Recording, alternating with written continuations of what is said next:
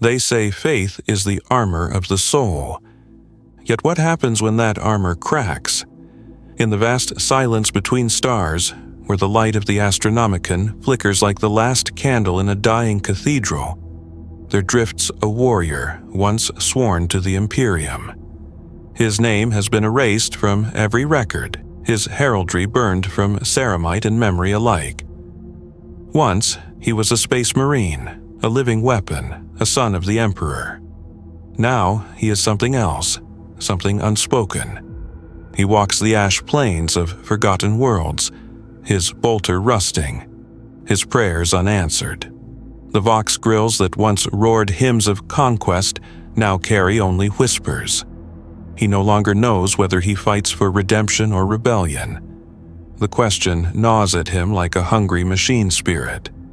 What does a space marine become when he no longer believes? The city was dead long before Brother Sergeant Marn realized he was the last one breathing. Smoke draped over the manufactorum spires like funeral cloth, thick with the scent of scorched promethium and human fat. His auto-senses stuttered with static, the rune for squad link flashing an empty red. He had spoken into the Vox hours ago, his voice raw and ritual steady. Squad arrestees report. No answer, only the wind whispering through hollow windows. He stepped forward, boots crushing glass that had once been the viewport of a Hab chapel. The fragments shimmered with traces of sanctified oil, now blackened with soot. He remembered the chaplain's last words before the bombardment. Faith is the chain that binds the weak to duty. Marn had believed it once. Belief had steadied his aim, strengthened his arm, turned obedience into worship. But standing there now, with the sky the color of rusted iron and no sound save his own respirator, belief seemed like another casualty. His armor was cracked along the breastplate where a crack shell had bloomed too close. The ceramite bore the sigil of the Emperor's scythes, a golden blade upon sable. Once bright, once honored. Now marred by soot and blood.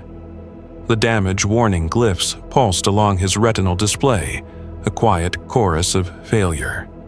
He ignored them, as he ignored the ache beneath his ribs, a pain not physical but hollow, echoing like an unanswered prayer. Marn walked through the ruins, bolter mag-locked at his side. The city had been a hive once, teeming with millions. Now it was silent except for the creak of settling steel. A servitor crawled across the rubble, half its limbs missing, repeating the same broken benediction in a glitched monotone. The Emperor protects, the Emperor protects, the Emperor, until its vox grill dissolved into static. Marn stopped beside it, watching as the light faded from its ocular lens. For a moment he envied it, that mindless devotion, that certainty. A movement in the corner of his vision, a flicker, not mechanical. His instincts flared. He brought his bolter up in one smooth motion. The movement came again, small, skittering, human. He advanced. Behind a fallen statue of Saint Darnath Lysander, a child crouched, thin, hollow-eyed, clutching a fragment of bread. Her skin was ashen from dust. She looked up at him as though gazing upon a god, and for an instant Marn felt that old reflex of duty, protect the innocent. He had been created for that purpose, shaped and reforged in gene forges to stand as humanity's shield. Yet now, as the girl trembled before him, all he could think was how absurd it was, how obscene that she should look at him and see salvation when he could not even save himself. He lowered his bolter. "Go," he said, voice distorted through the vox. "Hide." She hesitated, then bolted into the smoke. Marn did not watch her go. He simply stood there, beneath the shattered saint whose head lay broken at his feet, and whispered a line from the Canticles of Remembrance. In silence, even angels weep. The vox crackled. A faint voice, barely discernible, the frequency of his chaplain's old command channel. "On, Brother Marn, if you yet live." He froze. The sound was buried beneath interference, but it was real, a human voice. "Chaplain Ador?" he said. Static answered. Then, faintly, "Hold fast, the Emperor's light, you must—" The channel cut. For a long moment, Marn remained motionless. Then he activated his helm's locator, but no signal returned. The transmission had come from somewhere close, perhaps within the same district. Perhaps only an echo in the machine spirit of his armor. Still, it was enough. A directive, however faint. A purpose, however hollow. He began to move. Through corridors that had once hummed with industry, past prayer shrines desecrated by shellfire, he walked. His steps echoed in the emptiness. He felt the city pressing on him, as though the stone itself mourned the loss of faith. Every ruin was a cathedral, every silence a sermon. He passed a mural depicting the Emperor enthroned, one hand raised in benediction. The faces of the faithful below were melted into formless wax by the heat of war. Marn stopped. The mural's eyes seemed to follow him, cold, unblinking. He wanted to pray, to recite even a fragment of liturgy, but the words refused to come. What use was faith when the divine was silent and the galaxy screamed? He reached what remained of a Vox tower, its upper half sheared away, its base still thrumming faintly. Perhaps the chaplain's signal had come from here. He approached, placing one armored gauntlet on the access door. The machine spirit within shuddered but yielded. Inside, the air was heavy with ozone. Bodies lay slumped against the walls. Servitors, tech adepts, a few mortal guardsmen. Each bore signs of death by shrapnel or flame. Yet one figure, hunched near the central console, still stirred. A tech priest, his robe torn and his mechadendrites twitching. Marn knelt beside him. "Speak," he said. The priest's vox cant was broken by static. "The signal, we tried to maintain the channel, to the orbiting strike cruiser." His head turned, servo lenses focusing. "Astartes, Emperor be praised." Marn almost laughed. "There is little praise left here." The chaplain, he sent a last transmission, something about the relic, the benediction core. He said it must not fall. The priest convulsed. Sparks flared from his augmetics. Marn caught his head gently, closing his eyes as the light dimmed. The words lingered. The benediction core. The name stirred an echo of memory. A relic carried aboard their strike cruiser Veritas Mortem.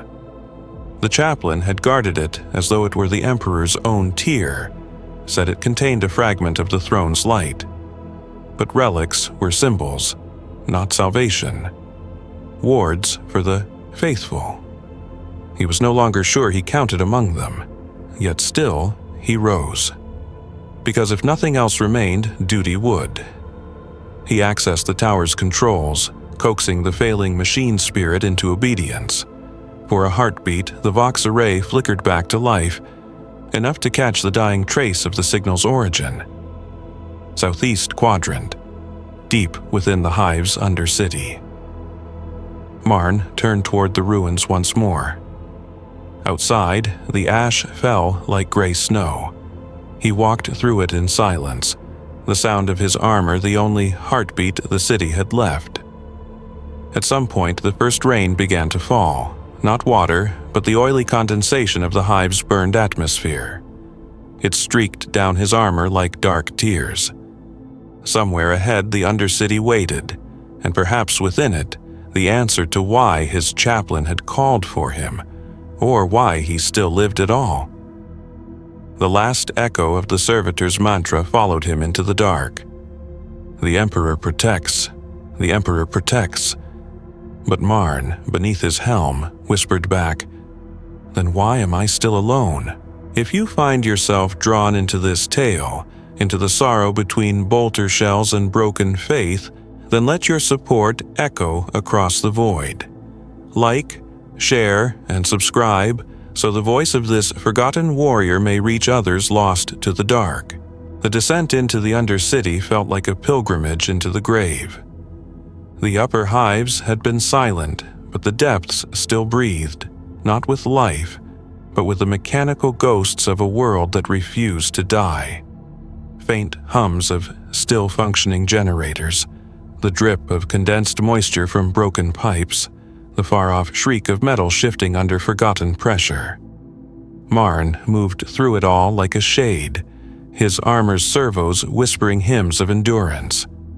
The light from his helm's lumen eyes cut narrow cones through the black, illuminating fragments of script along the walls. Gloria in Machina, the Emperor sees all, obey or perish. He remembered when those words had once meant everything to him. The oath chant before battle, the resonance of the chaplain's Crozius striking his pauldron, the surge of purpose that had burned through every nerve. He had believed that to doubt was to die, not physically, but spiritually. Yet, as he walked now through the decaying arteries of a dead hive, he began to wonder whether faith was meant to be unbroken, or whether it was forged through its own shattering. The air grew thicker as he descended. Heat vents below pumped out waves of corrupted warmth. His armor's sensors registered trace toxins and radiation, but his enhanced physiology ignored them. He followed the faint signal on his display, the lingering trace of the Vox beacon that had carried the chaplain's voice. Each step felt heavier, as though the city itself sought to keep him from moving forward. He reached a vast chamber, a collapsed trainway that had once ferried manufacturum goods between sectors. Now it was a cathedral of ruin. Massive support columns rose like the ribs of some fallen god, their surfaces etched with graffiti, prayers, curses, desperate names.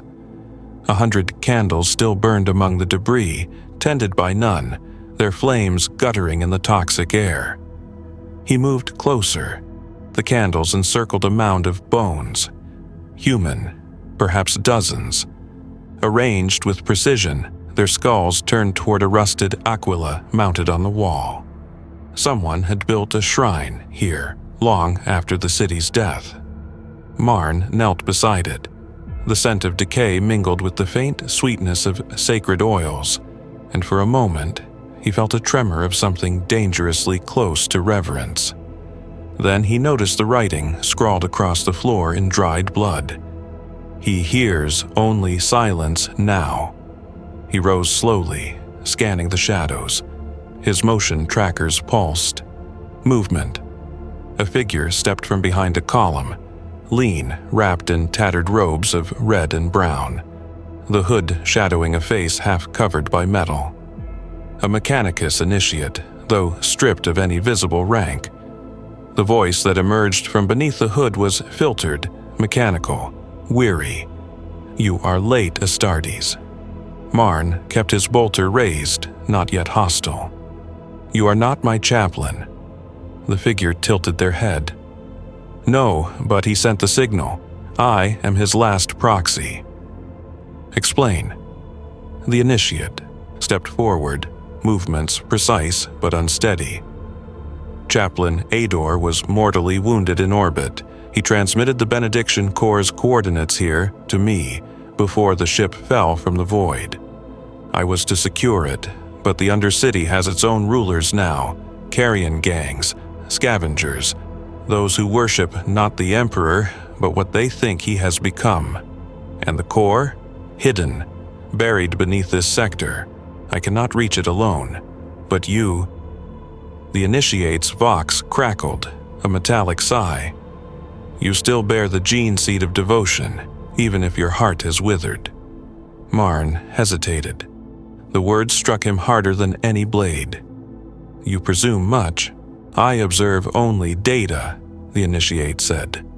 Your armor registers no active hymn subroutines, no liturgical response. You have ceased to pray. He should have struck the heretic down then. A decade ago, he would have. But now he found no strength in righteous fury, only exhaustion. "Show me where the core lies," he said. The initiate inclined their head, turning toward a rusted corridor leading deeper into the dark. As they walked, the sound of their steps echoed together, machine and man, both diminished versions of what they were meant to be. "Why do you still seek it?" Marn asked after a time. "Because it was crafted to hold a fraction of the Emperor's radiance," the initiate replied. "Not merely symbolically, a sliver of divine energy, transduced through the Astronomican's psychic current. The chaplain believed it could restore faith to the dying." Marn almost smiled beneath his helm. "Faith cannot be restored by circuitry." The initiate's reply was soft. "Perhaps not, but even ghosts need a light to walk toward." They reached a lift shaft half collapsed, the cage hanging by frayed cables. The initiate gestured downward. "The core is far below, in the reliquary vaults." Marn stepped into the cage without hesitation. It groaned under his weight, but held.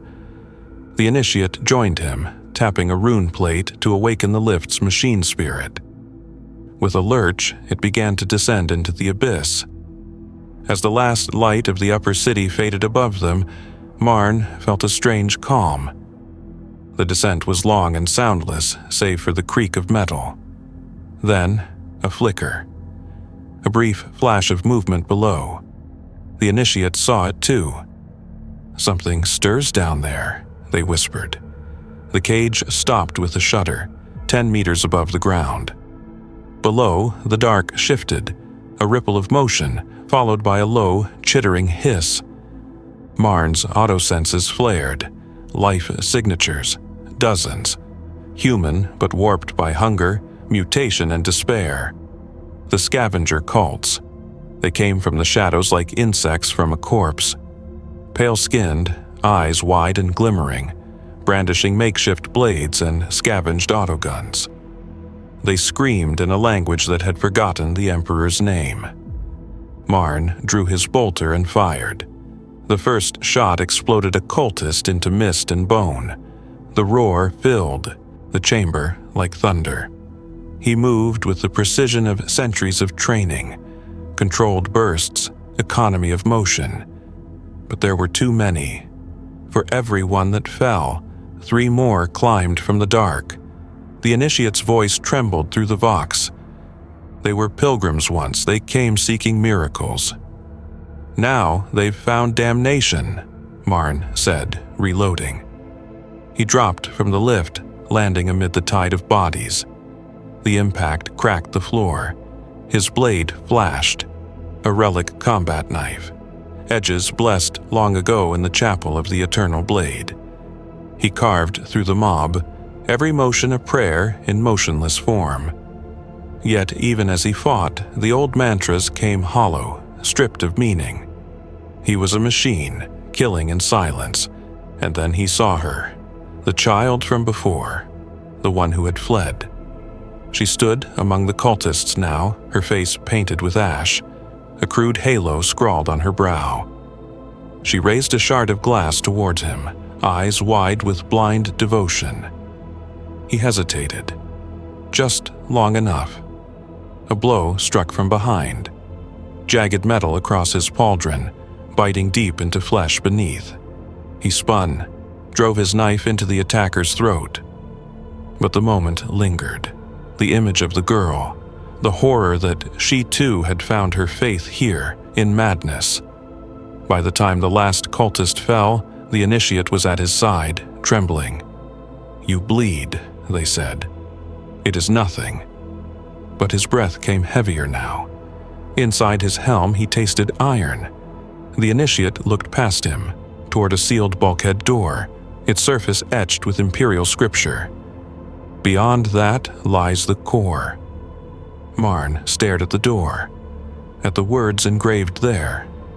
"The Emperor hears the faithful." He said nothing, only moved forward, placing one blood-slick gauntlet upon the ancient seal. For a moment, it felt warm beneath his hand. Then the light above them flickered out. Darkness enveloped them. Not the absence of light, this was heavier, as if the shadows themselves had substance, pressing close, muffling sound. Even the hum of Marn's armor seemed muted.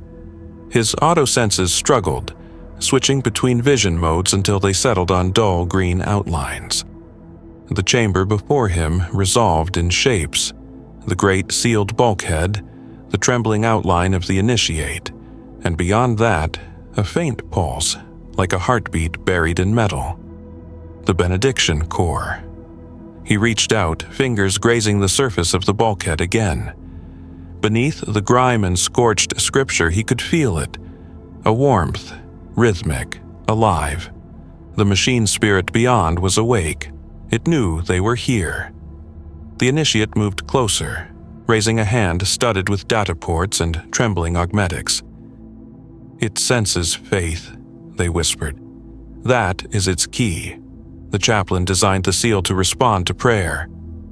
Marn's gaze remained on the steel. Then it will remain closed. "Even doubt can be devotion," the initiate said, voice breaking through the filtered monotone. "Try." For a moment, he was still. Then, slowly, he removed his gauntlet, pressing his bare hand, scarred, pale, trembling, against the cold metal. He tried to remember the words. Once they had come so easily. The liturgy of endurance, the canticle of the blade, the countless prayers taught by the chaplain since his induction. They had been his armor long before Ceramite, but now they felt foreign, hollow, like relics from a dream he no longer believed in. Still, he whispered, "Emperor of mankind, guide me through shadow, though I no longer see your light." The words cracked in his throat, and yet the door stirred. Faint lines of gold light spread across its surface, tracing the shapes of the aquila, of wings unfurling. The metal groaned, ancient servos awakening from millennia of stillness. The initiate's voice was hushed awe. "He answers." Marn cut them off. "No, the machine answers." The door parted with a sound like exhalation. A wave of stale, sanctified air rushed out, the scent of burned incense, old oil, and ozone. Within lay the reliquary vault, a circular chamber, walls lined with golden filigree, its center dominated by a suspended sphere of faintly glowing light. The benediction core. It floated within a web of cables and adamantium ribs, its radiance soft and pulsing, neither fire nor energy. The glow painted Marn's armor in pale gold, casting long shadows behind him. He stepped closer, each movement echoing in the vast silence. "This is it," the initiate said. The relic the chaplain died to protect, the faith of an entire chapter distilled. Marn looked upon it, and for the first time in years, he felt something move inside him, not hope, but memory. He saw the chapel of the Eternal Blade again, rows of kneeling brothers, the chaplain's voice booming through incense haze. "Your faith is your weapon. Doubt your weakness. You are the Emperor's wrath made flesh." But what if wrath was all that remained? He reached toward the sphere. It pulsed brighter, as if responding to his proximity. The air hummed with psychic resonance, faint but unmistakable, a warmth brushing his mind, familiar and alien all at once.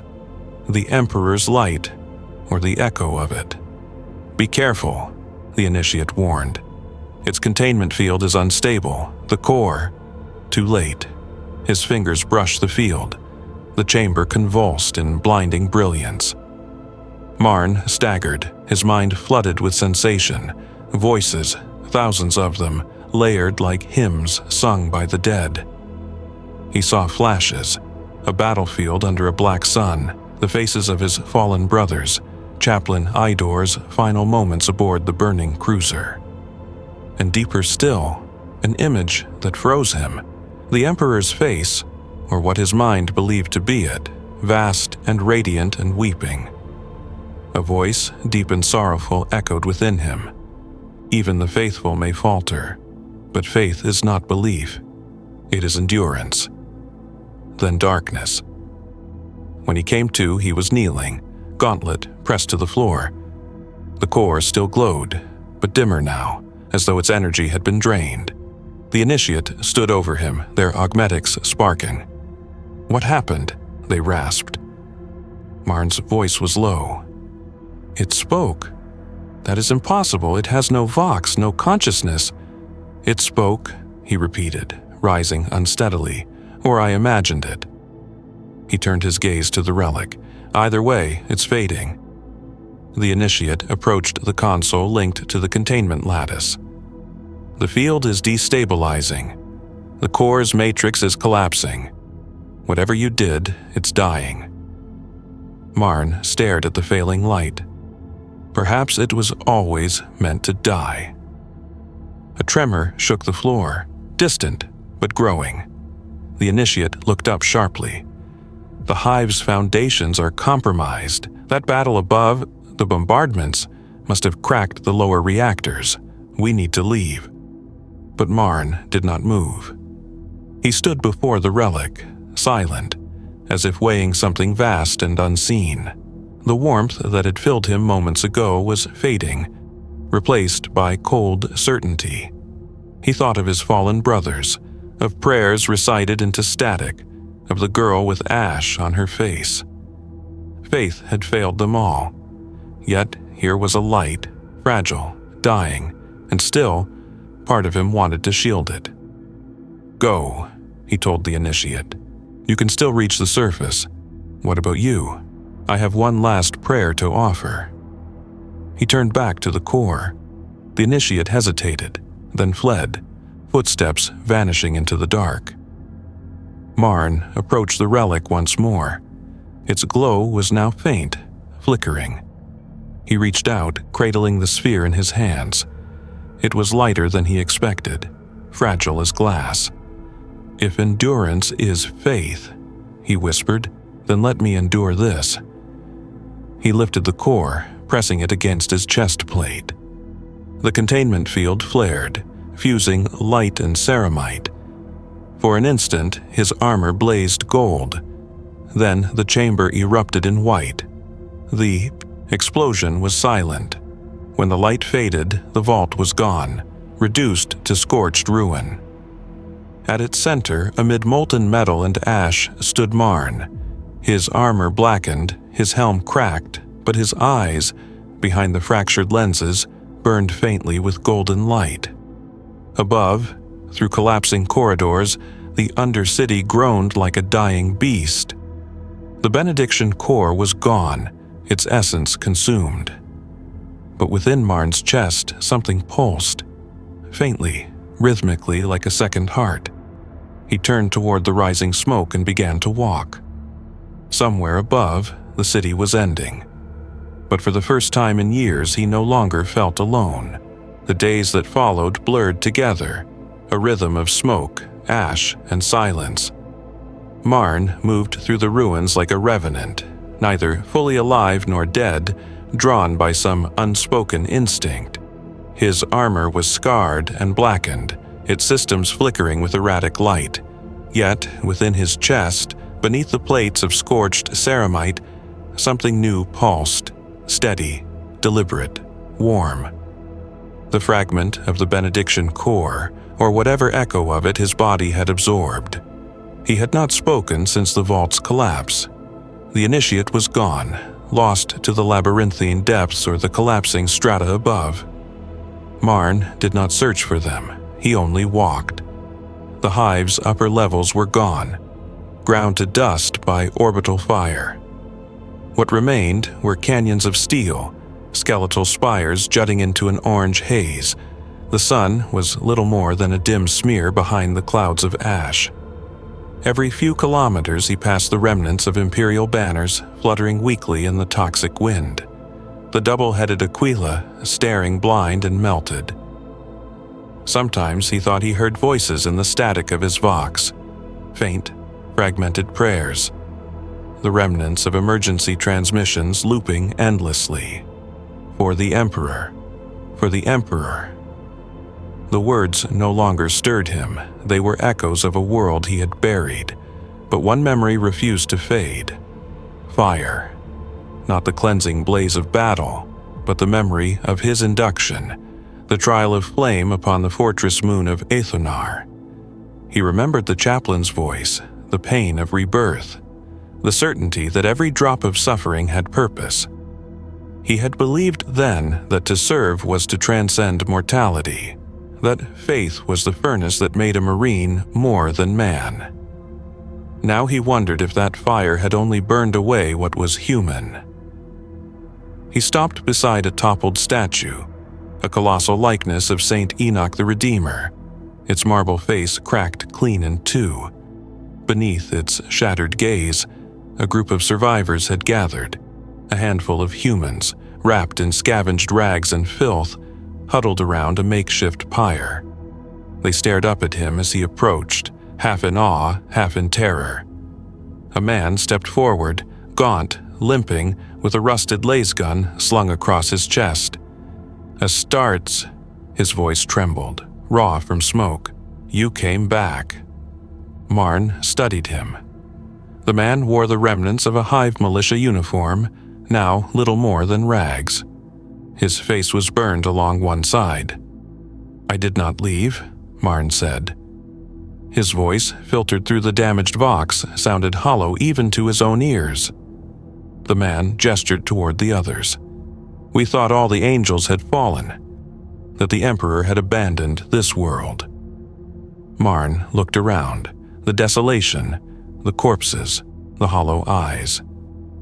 "Perhaps he has." A gasp rippled through the survivors. One woman fell to her knees, clutching a rusted aquila against her chest. "Blasphemy," she whispered. But the man only watched Marn, as though measuring something unseen. "Then why are you still here?" Marn did not answer. He could not explain the pull that guided him, the faint rhythm within his chest, like a beacon calling him onward. The man took a hesitant step closer. "We have wounded children. There's a shelter beneath the transit tunnels, but it's filled with carrion things. If you truly serve him, help us cleanse it."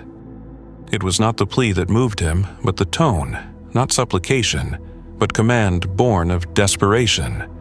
It reminded him of his chaplain, of purpose. He nodded once. "Show me." They led him through the ruins, the survivors moving like ghosts between the wreckage.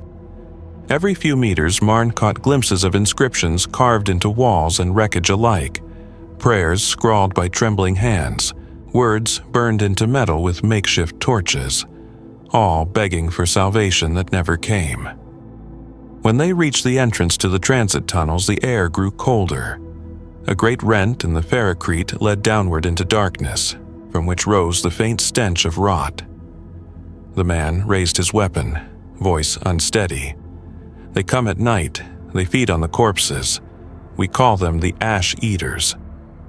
Marn activated his helm's lumen eyes. The green glow lit the descent. "Stay here." He entered the dark.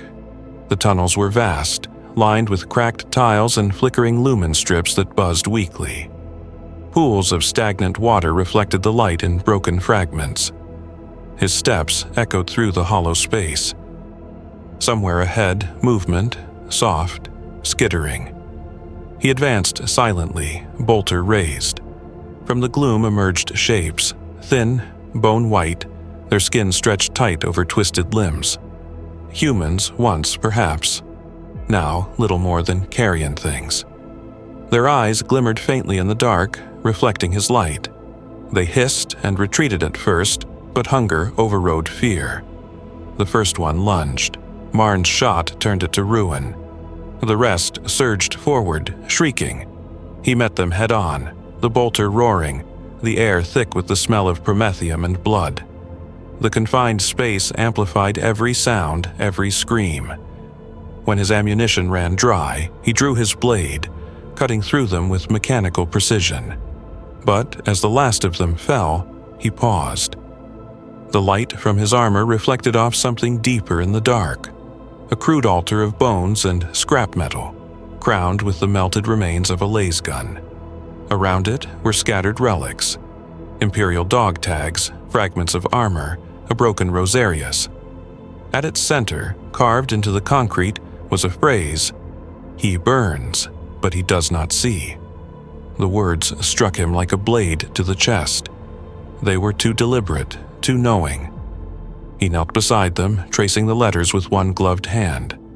The air around the altar was warmer, subtly vibrating, as though the place itself remembered the prayer that had been whispered here. He could almost hear it. Faint, overlapping voices, pleading, then cursing. A voice, younger, whispered through the vox's residual static. "You left us to burn, Angel." He froze. It wasn't a hallucination. His helm sensors confirmed no external broadcast, no comms feed. The voice was inside the system, resonating from the armor itself. Then, quieter. "Why did you not save us?" He rose abruptly, backing away from the altar. The faint warmth in his chest flared, answering the voice like a heartbeat accelerating under fear. His vision blurred with after-images, fire, screaming, the faces of civilians he'd once abandoned to orbital bombardment. "Stop!" he growled, shaking his head. "You are ghosts!" But the whisper came again, now layered, hundreds of voices, all asking the same question. Marn lifted his blade and drove it into the altar. The echoes ceased instantly. Only the sound of his breathing remained. He stood there for a long time until the survivors' voices echoed faintly down the tunnel. "Is it done?"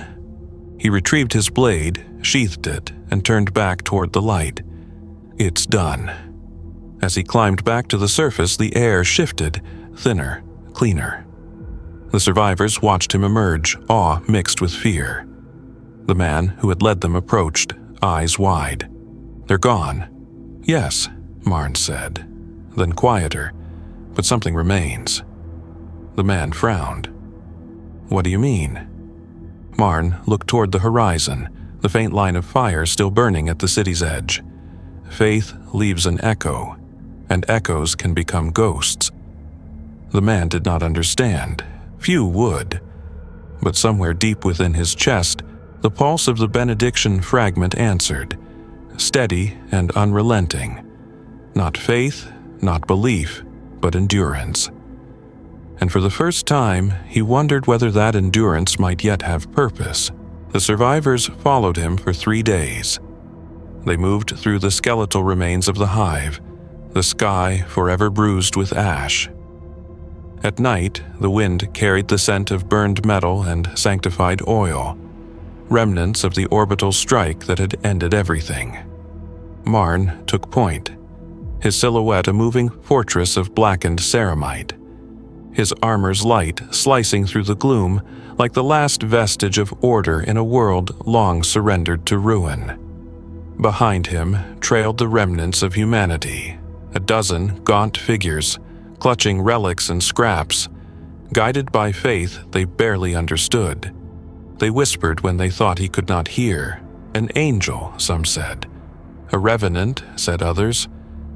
But to all of them, he was proof that the Emperor's hand had not withdrawn completely. Marn said nothing. He listened, to the crunch of boots over ash, to the occasional sob of a child, to the distant rumble of collapsing metal.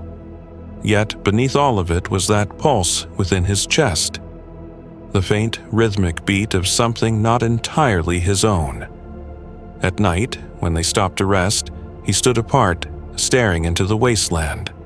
His mind returned again and again to the altar, to the words carved in bone and blood, "He burns, but he does not see." Was that blasphemy or truth unspoken too long? The chaplain would have scourged his soul for even entertaining the thought. Faith is not reason, Ador had once told him. It is defiance, against despair, against the void, against the lie that the Emperor's silence is abandonment. But silence, Marn now knew, could devour even the strongest heart. On the fourth morning, the horizon shifted. Shapes moved through the haze, not ruins this time, but movement alive and deliberate. The lead survivor, the burned-faced militiaman, squinted. Smoke columns. Not from the fires. That's a camp. Marn magnified the image through his helm. Fortifications made of scavenged plating. Banners fashioned from torn flak jackets and servo netting. Symbols scrawled in black oil. The twin-headed Aquila, yes, but warped, one head devouring the other. Cult, he said. The man hesitated. Imperial? No, Marn said, not anymore. They approached carefully. The survivors wanted to skirt around, but the path was blocked by a collapsed mag train line, a sheer wall of wreckage stretching kilometers. The only passage was through the camp. They'll kill us, the man warned. Then stay behind me. The camp's outskirts were lined with pyres, not burning, but waiting. Offerings or sacrifices. As they entered, the air grew thicker with the smell of incense and decay. Dozens of figures knelt in the dirt, chanting in a low, broken cadence. At the center stood an altar of steel, upon which a man in black armor raised his arms to the sky. When he turned, Marn saw the truth. It was no man. It was another space marine, or what remained of one. The armor was ancient, covered in soot and sigils burned into the ceramite. His helm was missing, his skin pale as wax, and across his chest plate, scrawled in blood, was a single phrase: "The Emperor is the fire." The corrupted marine's voice boomed across the camp. "Brothers, the angels return." The survivors fell to their knees instinctively. Marn did not move. The corrupted one smiled, a terrible, serene smile. "You still wear the colors of the scythes, brother. I once did too, long ago, before we learned the truth." "There is no truth in decay," Marn said. "There is only transformation." The other spread his arms. "The Emperor burned for mankind's sins. He is the pyre eternal. His silence is not absence, it is consumption. He feeds on our devotion." Marn's fingers tightened around his bolter. "You mistake entropy for enlightenment." "Do I?" The man stepped closer. "And yet, why do you walk among the dead? Why do you linger here if not to understand? I can see it in your eyes, brother. You've heard it too. The whispers behind the vox, the warmth beneath your armor, the ember in your chest." Marn froze. The corrupted marine nodded slowly. "Yes, the benediction core. You carry its echo. I can feel it radiating from you like dying sunlight." "How do you know of the core?"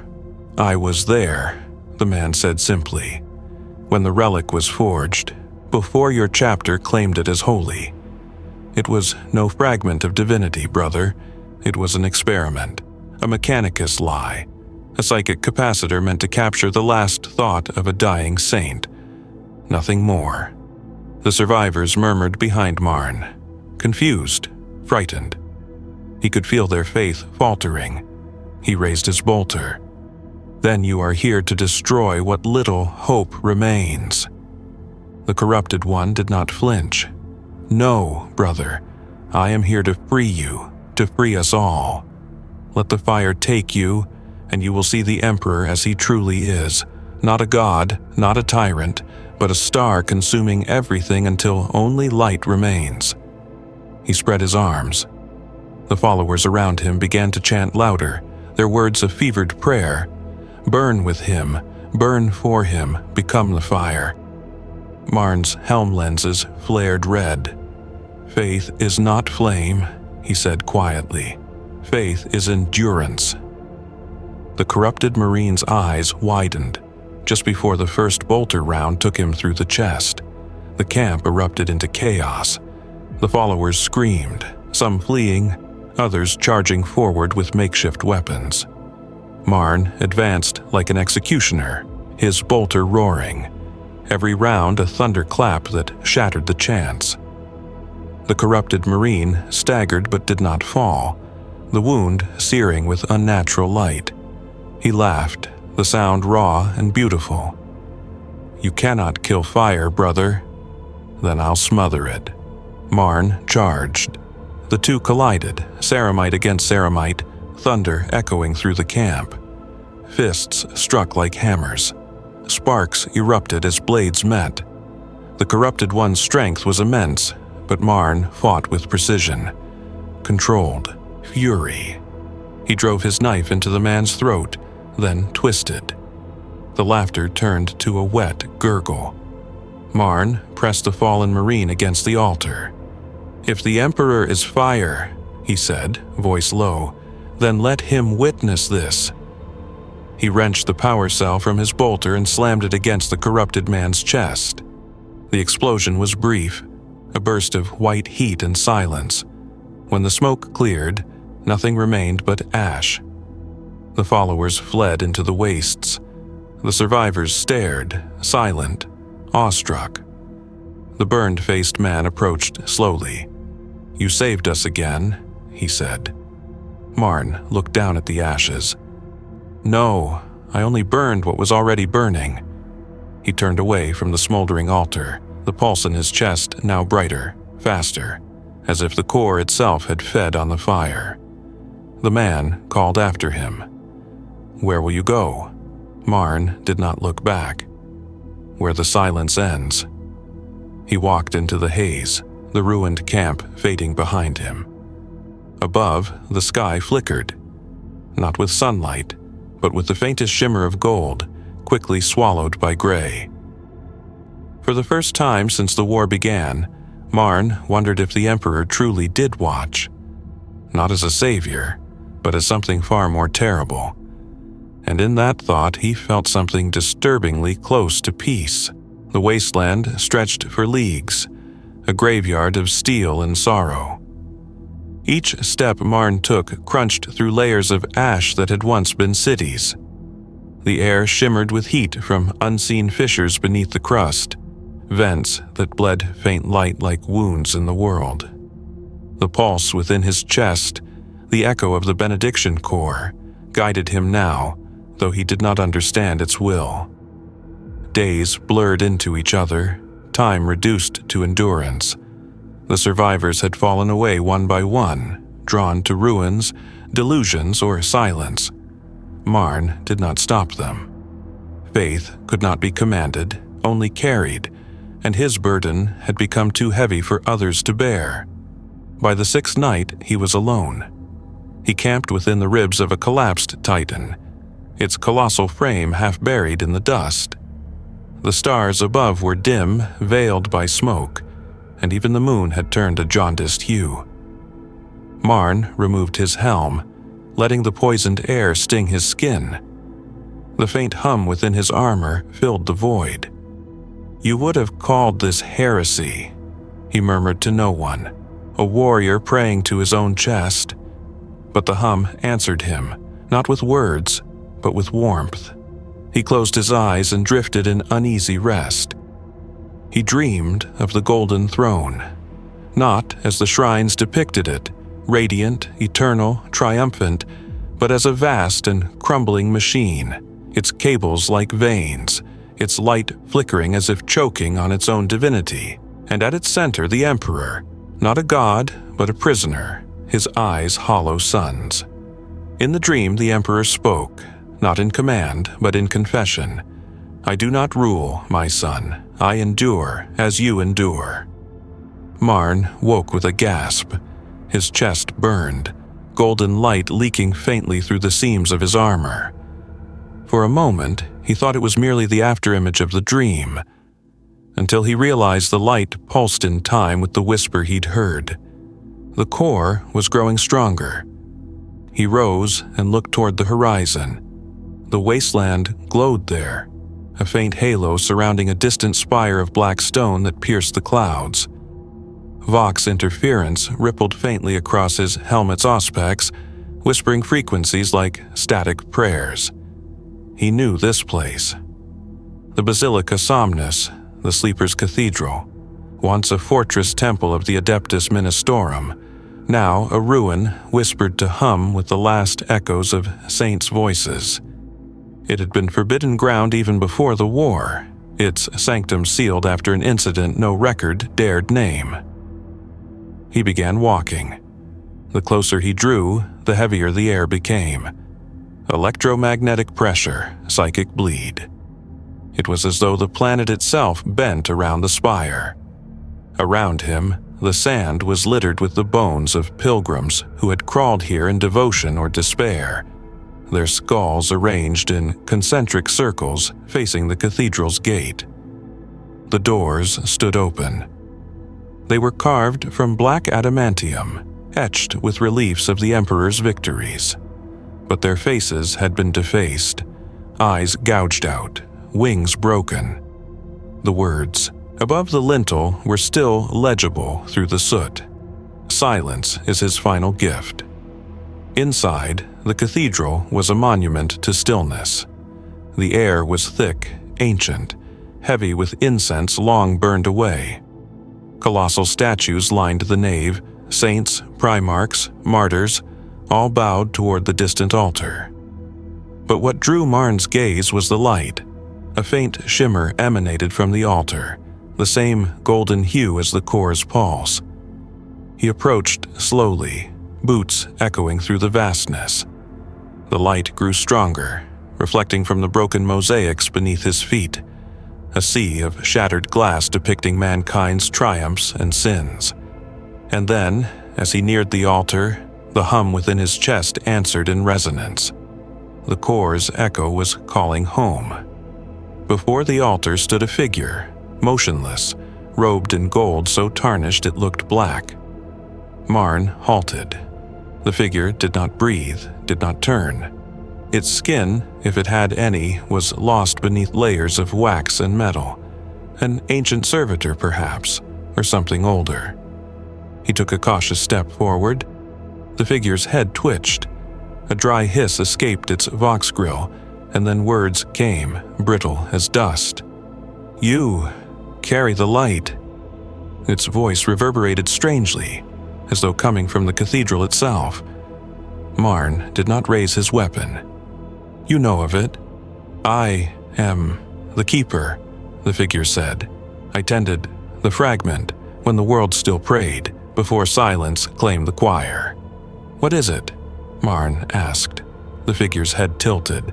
"A dream of the throne, a reflection of his endurance, cast into matter by faith and machine alike. You should not have taken it." Marn's jaw tightened. "It called to me. It calls to all who falter." The servitor's limbs creaked as it raised one trembling hand. "But it is no blessing. The light you carry is the echo of his sleep." Marn frowned. "His sleep?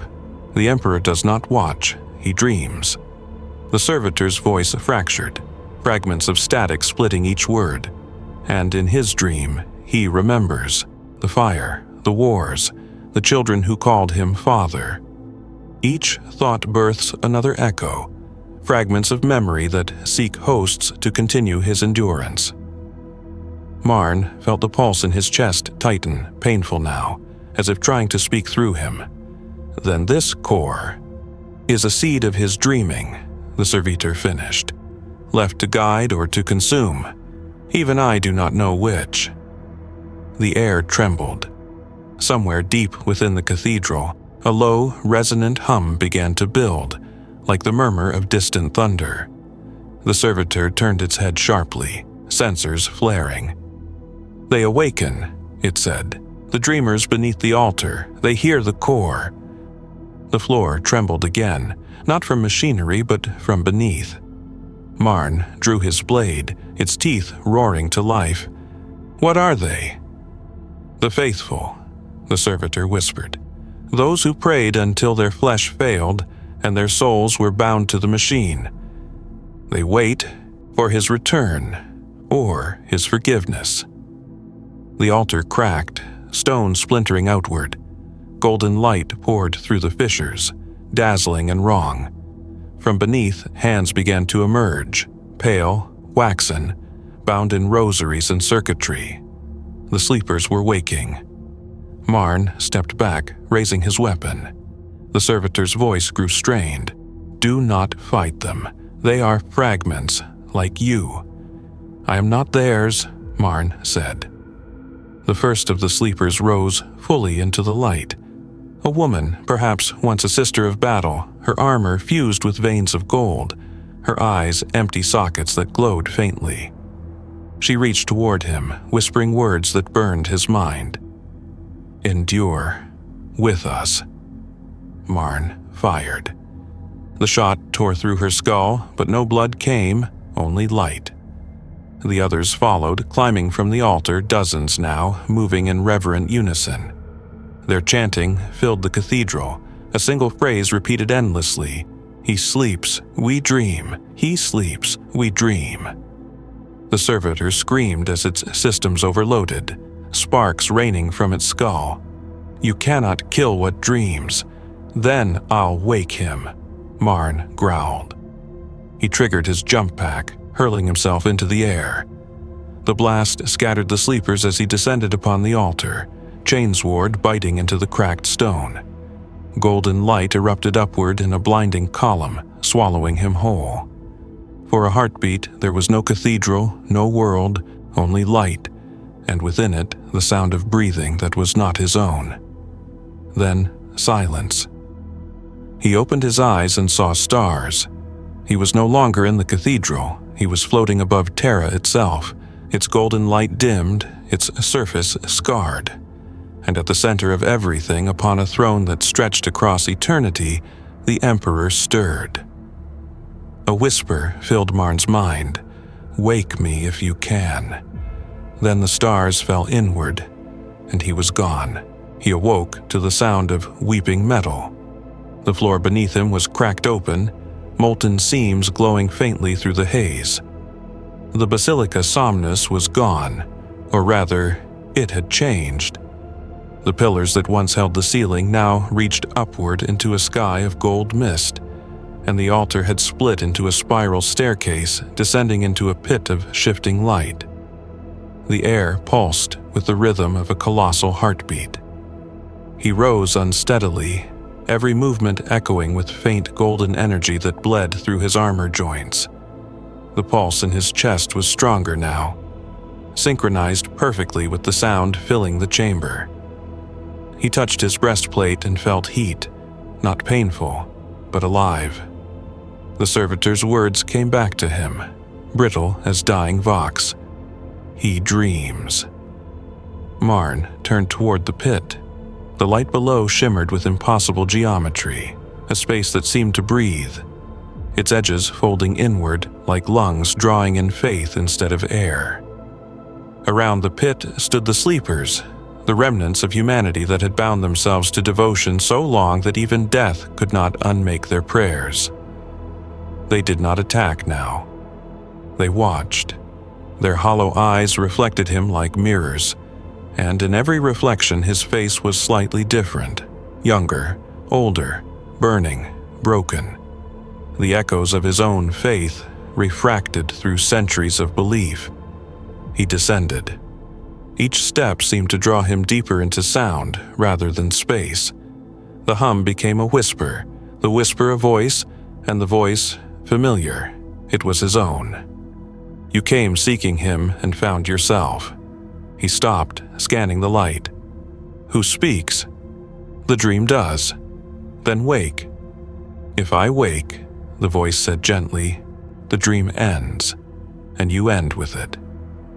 The steps ended abruptly in a vast circular chamber. The floor was liquid gold, rippling like water yet bearing his weight. At its center floated a figure, neither wholly corporeal nor spectral, a space marine silhouette woven from light. Its armor was engraved with sigils older than any chapter, its features a blur of humanity and divinity. Marn felt his knees weaken. "Emperor." The figure turned its head slowly. Its eyes were suns, hollow and immense, and its voice filled every corner of Marn's mind. Not your emperor, merely his remembrance. You carry my ember. The pulse in Marn's chest answered, growing so intense he thought his armor would split. If you are memory, he said through clenched teeth, then what am I? Continuation. The body endures when the spirit fades. That is your purpose. That is faith. The golden figure drifted closer, its radiance peeling layers from Marn's armor, exposing blackened ceramite and seared flesh. You have carried the core farther than any before you, yet you still do not understand it. Then show me. The light flared, and the world broke open. He saw the golden throne not as monument, but as tomb. The emperor's body was a sun without warmth. His mind stretched across eternity, dreaming to hold back the warp. Around him, billions prayed, and their prayers were drawn in like air to a flame. But each prayer was pain, each plea another lash of expectation. The emperor did not rule. He endured, a god made prisoner by love and worship. Marn saw himself reflected in that torment. The benediction core was not his gift, but his echo, the resonance of endurance, searching for those strong enough to carry even a fraction of his silence. The vision shattered, and he fell to his knees. You endure through us. The figure's voice was quiet now. Through any who refuse to die when death would be mercy. That is what keeps the Imperium alive, not faith in me, but the will to continue when all reason ends. Marn bowed his head. Then I have failed. I lost faith. Then you have found truth, said the light. Faith that cannot doubt is slavery. Faith that survives doubt is endurance. The chamber trembled. Cracks of darkness split through the golden walls. The figure began to fade. What's happening? Marn demanded. The dream cannot hold. Too many have awoken. The pulse in Marn's chest throbbed violently, its rhythm no longer synchronized, his heart fighting the core's heartbeat. If I lose it, you become mortal again, said the voice, already dimming. But you will endure, and that will be enough. The light collapsed inward. The world dissolved in gold and ash, and he was falling. Through memory, through fire, through the echo of every prayer ever spoken by dying lips. When he struck the ground, he was back in the cathedral. The altar was rubble. The servitor lay still, its head shattered. Around him, the sleepers had turned to statues, frozen mid-prayer, their faces serene. The core was gone. He pressed a trembling hand to his chest. The light had faded, replaced by a steady human heartbeat. Silence filled the ruin, pure and absolute. He removed his helm, tasting the stale air. Above him, a single shaft of sunlight broke through the collapsed dome, the first true light he had seen in years. For the first time he smiled. Faith had left him, but endurance remained. And somewhere, deep beneath the vaults of Terra, a sleeping god turned in his dream, not in anger but in understanding. The silence endured. The fire had burned itself out. Weeks passed in quiet desolation, each dawn indistinguishable from the last. Marn wandered the corpse of the hive world, now little more than an endless field of ash and bone. The air no longer trembled with bombardments, nor with the cries of the dying. Even war had grown tired. His armor was cracked, its heraldry scorched beyond recognition. The black ceramite bore no sigils now, no chapter markings, no aquila, no prayers. He had scraped them all away with a knife. He was not sure why. Perhaps so that nothing holy would have to bear his name. The core's pulse was gone, but sometimes in the edges of silence he could still feel its ghost, a phantom rhythm in the place where his heart and machine once met. He no longer knew if it was memory or curse. He passed the ruins of Manufactoria, each one a cathedral to utility and decay. The servitors there were still at their tasks, eyeless, mindless, continuing routines that had outlived the empire that wrote their commands. One raised its head as he passed, its vox crackling with static that almost sounded like a prayer. He paused, the sound resolved into words. "Light endures." He almost laughed. Almost. The servitor turned back to its work. By the 6th day, he reached the ocean, or what was left of it, a sea of black glass that stretched to the horizon, its surface cracked by thermal scars and chemical fire. The wind was still, the reflection of the sky so perfect that it looked as though he stood upon eternity itself. He walked out onto the glass until the ruins of the world were behind him. There, he removed his helm and let it fall into the void. It shattered with no sound. "Is this what it means to survive?" he asked the emptiness. There was no answer, only the sound of the wind brushing over glass. He thought of the dream again, of the emperor on his throne, weeping light into the void. The image lingered like an ember in his mind. Perhaps the core had not lied. Perhaps the emperor did dream, and all of this, the war, the faith, the ruin, was just the shape of his nightmare.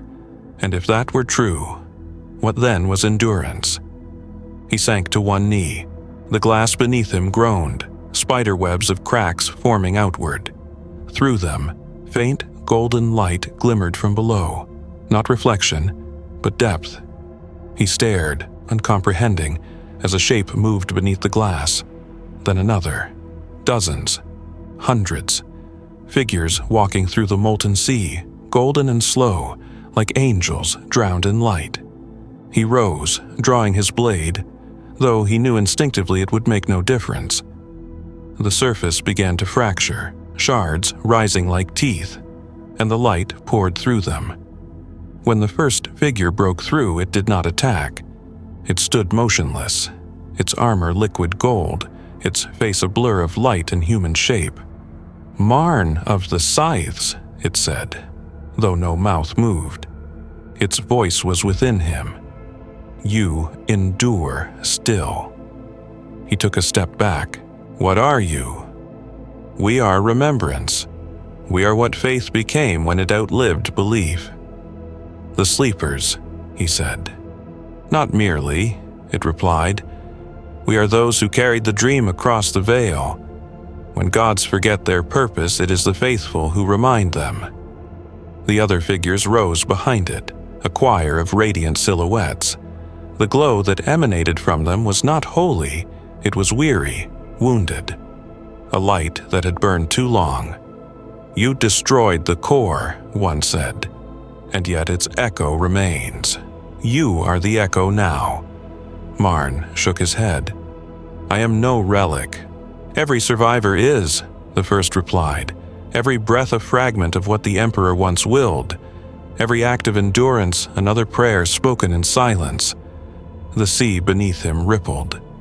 The light climbed up his legs, not burning, but knowing, like something old recognizing something older. He did not resist. "What do you want from me?" "To carry what we cannot," the light said. "The dream must end, the god must wake, and only one who has walked through the ashes of his divinity can endure what that awakening means." Marn felt his throat tighten. "You ask me to destroy him?" "Not destroy," said the light. "Remind." The air trembled. The horizon bent inward, collapsing into a spiral of gold. The figures began to fade, their forms dissolving into motes that swirled around him like ash caught in sunlight. "Find the place where the silence bleeds into the stars," they whispered together. "There, the dreamer waits." The glass beneath his feet shattered. He fell through light, through time, through the memory of every prayer ever spoken, until the ocean, the wasteland, and the world itself were gone. When he opened his eyes, he was standing in orbit. The void stretched endless before him, and in the distance loomed a sight that stole his breath. The carcass of a battle barge drifting in the shadow of a dying sun. Its hull bore his chapter's sigil, the scythes of the Emperor, though half of it had been burned away. The vox in his helm crackled. A voice came through, weak and ancient. "Brother, do you hear me?" His blood froze. He knew that voice. "Chaplain Idor," he whispered. The line hissed, unstable. "The dream has not ended, not yet. Come home, Marn, come, remember." The transmission cut out. The battle barge drifted ahead, its engines dead, its lights faintly pulsing gold, the same light that once lived in his chest. Marn stared into the void, then ignited his thrusters. Home awaited. The void swallowed sound, yet Marn could hear his heart beating.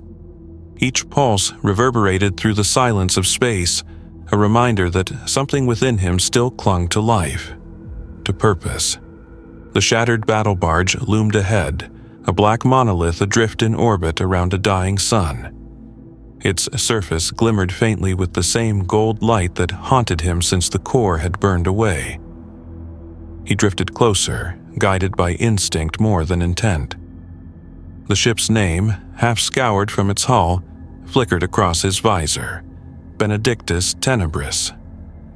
He had served upon her once, centuries past, or what felt like centuries.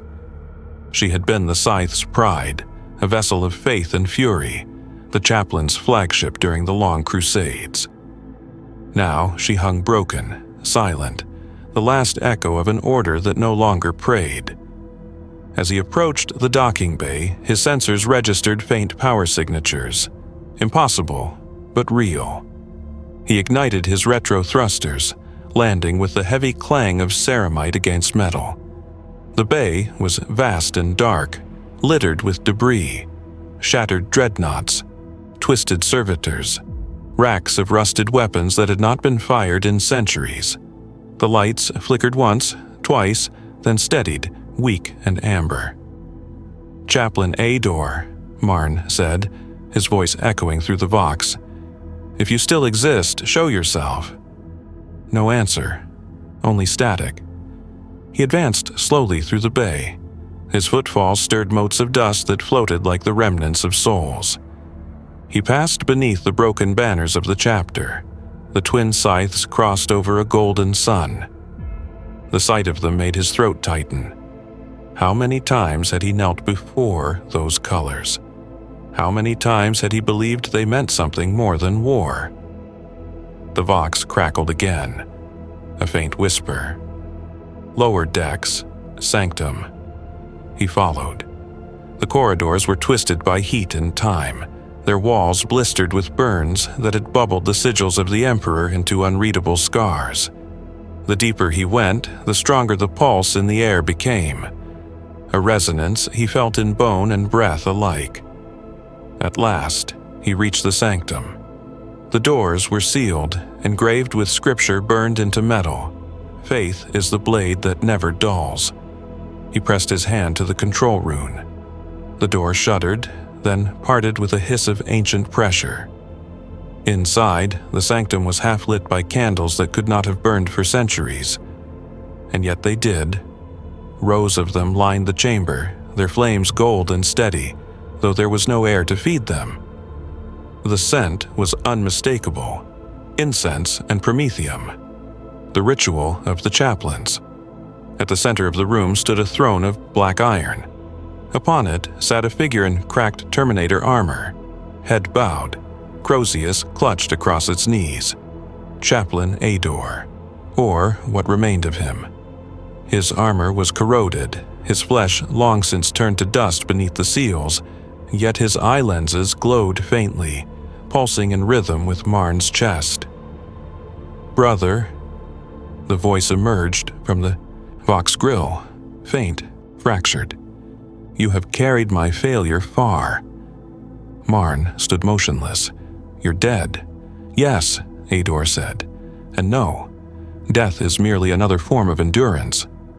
Marn took a step closer. You called me here." "I called the Ember," said the chaplain. "You were merely its vessel." Marn clenched his fists. "The core is gone." "Gone?" Ador's laughter was hollow, like air through bone. "No, Marn, it was never meant to be held, only to become. It sleeps now within you. The Emperor's dream endures through your flesh." "I destroyed it," Marn said, voice rising. "I ended its corruption." The chaplain's helm turned slowly, the faint glow of his eyes fixing on him. "Then why are you still alive?" Marn froze. Ador rose from the throne, movements slow but deliberate, the servos of his armor groaning. "The benediction core was no relic, brother. It was a seed, one that sought the mind strong enough to carry the echo of his endurance. You think you bear a curse, I tell you, you bear the Emperor's memory." Marn shook his head. "I am no saint. I doubted. I failed." "Then you are worthy," Ador said. "Faith without doubt is blindness. The Emperor needs not the unbroken, but those who endure despite the fracture." The candles flared, as though responding to the chaplain's words. Shadows danced across the walls, taking on the shapes of warriors long dead, battle brothers kneeling in spectral devotion. "The Imperium forgets," Ador continued. "They worship his silence as if it were perfection. But he sleeps, Marn, and every fragment of his dream must be gathered if he is to wake." Marn's voice trembled. To wake him would unmake everything. The warp would tear, humanity would burn. "Perhaps," said Ador, "or perhaps only falsehood would." He stepped forward, towering over Marn now, his Crozius lowering like a benediction. "The light within you calls to him. You are not the last of the scythes, you are their answer." The words struck something deep within him. The pulse in his chest flared, golden light bleeding through the cracks in his armor. The air trembled. "Enough," Marn said, struggling against the surge. "This ends here." "You cannot silence endurance," Ador replied. "You can only carry it onward." The light burst from Marn's chest like a second sunrise. The sanctum filled with fire, not burning, but cleansing. The chaplain's form dissolved in it, not screaming, not resisting, but bowing his head in final prayer. "Wake him," Ador whispered as he vanished. "Remind him what we endured for." The fire consumed everything. When the light faded, Marn stood alone in the darkened sanctum. The candles were gone. The throne was ash. But the pulse within him was gone too. In its place was something quieter, a stillness, vast and terrible. He walked to the viewport. Beyond the fractured glass stretched the void and the dying sun. But something else gleamed at its heart. A shape vast and luminous, flickering like a golden eye opening in the dark. For the first time, Marn realized what endurance had led him to. The Emperor was waking, the sun was dying, and yet it burned with the brilliance of resurrection. Marn watched from the shattered sanctum as the impossible unfolded. What once was flame became form, and what once was form became will. The light that had pulsed within him, the echo of the benediction core, the whisper of every prayer and doubt, now radiated outward, tethering him to something immeasurable. At first, he mistook it for madness. The light bled across the void, wrapping itself around the carcass of the battle barge, igniting its dead engines with fire not born of promethium, but of memory. The Emperor's sigil, half-burned from the hull, reignited in gold flame. The vessel began to turn, slow and solemn, toward Terra's direction, though it was systems away. It was not movement, it was yearning. Marn fell to his knees, the vision overwhelming. Within the blinding horizon he saw fragments, echoes of men who had once stood as gods. custodians kneeling in ruined marble halls, sisters of silence lifting their eyes toward the throne, lips trembling in wordless devotion. 1,000 psychers dying in sacrifice, their light flowing upward into the Astronomican's eternal flame. He saw the Emperor himself, or what the mind of man believed was the Emperor. A corpse of gold and agony, wires and faith piercing through withered flesh. His eyes closed, his lips unmoving. Yet beneath the stillness something stirred. A thought, a dream, a memory that remembered itself. And in that dream, Marn heard his own voice. "Why did you not answer?" The silence responded. "I was never absent. You merely ceased to believe you were heard."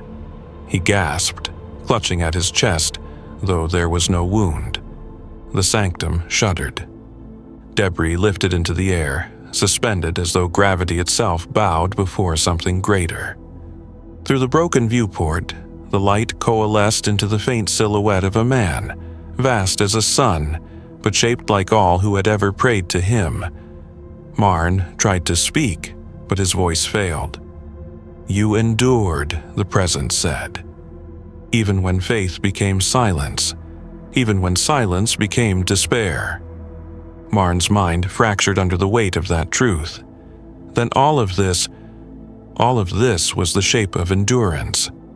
The words fell into him like gravity. He saw the war not as chaos, but as continuation, a cycle of endurance without end, faith that refused to die even when it had forgotten its meaning. "But if I am the echo of the core," he said, "then what am I now?" The light pulsed, slow and mournful. "You are memory given shape, the shadow of what I once was, the will that refuses to die even in the corpse of a god." The dying sun flared as if in agony. The golden form began to unravel, threads of brilliance scattering across the void like burning feathers. "Wait!" Marn cried. "You can't fade again. Humanity still needs you." Humanity needs what it can remember, not what it can worship. You are that remembrance. You and those who endure as you did. The light reached toward him, touching his chest once more. Where once there had been pulse and pain, now there was a quiet radiance. The scars of his armor sealed, the fractures of his spirit aligned.